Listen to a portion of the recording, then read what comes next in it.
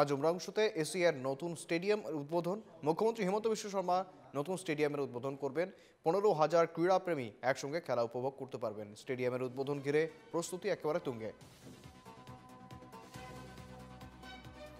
উমরাংশুতে এশিয়ার নতুন cricket stadium উদ্বোধন। স্টেডিয়ামের উদ্বোধন করবেন মুখ্যমন্ত্রী হিমন্ত বিশ্ব শর্মা। 15,000 ক্রীড়াপ্রেমী আসন 15,000 আসন বিশিষ্ট এই স্টেডিয়ামের উদ্বোধন ঘিরে রীতিমতো প্রস্তুতি তুঙ্গে।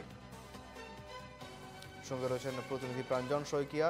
প্রাঞ্জল, ঠিক কি ছবি বর্তমানে রয়েছে? কতক্ষণে আসবেন মুখ্যমন্ত্রী এবং পাশাপাশি এই যে স্টেডিয়াম, সেই স্টেডিয়ামের পাশাপাশি কার্যত এবার রাজ্যের যে ক্রিকেটের মহল রয়েছে বা রাজ্যে যে ক্রিকেট ব্যবস্থা রয়েছে সেই ব্যবস্থার কতটা উন্নতি হবে বলে আশা করা যাচ্ছে?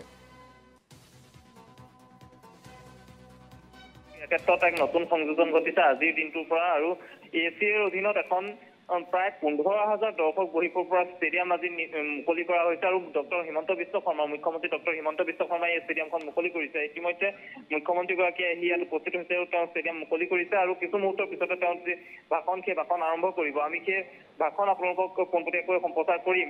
কিন্তু তাৰ পূৰ্বে আমি জনাব বিচাৰিছো যে প্ৰাকৃতিক সৌন্দৰ্যৰ মাজত এক ডিমা হাছাওৰ যি নৈসৰ্গিক সৌন্দৰ্য, সেই সৌন্দৰ্যৰ মাজত এখন ক্ৰিকেট ষ্টেডিয়াম, আৰু এই ক্ৰিকেট ষ্টেডিয়ামখন আটকধুনীয়াকৈ সজাই পৰাই তোলা হৈছে। প্ৰায় 4 বছৰ দিন ধৰি যি নিৰ্মাণ কাৰ্য চলিছিল। আৰু এই নিৰ্মাণ কাৰ্যৰ অন্তত আজিৰ দিনটোত মুখ্যমন্ত্ৰীগৰাকীয়ে ষ্টেডিয়ামখন মুকলি কৰিছে। আৰু প্ৰায় 3 কোটিতকৈ অধিক টকা ব্যয় হৈছে এই ষ্টেডিয়ামখন। যিহেতু পাহাৰৰ মাজত অৱস্থিত এইখন ষ্টেডিয়াম অতি মনোমোহা পৰিৱেশত অৱস্থিত, গতিকে যথেষ্ট টকা ব্যয় হৈছে আৰু ব্যয় কৰি এখন অতি সুন্দৰ ষ্টেডিয়াম নিৰ্মাণ কৰি তোলা হৈছে। আৰু এই মুহূৰ্তত মুখ্যমন্ত্ৰীগৰাকীয়ে ষ্টেডিয়ামখন মুকলি কৰিছে ৰাইজৰ বাবে।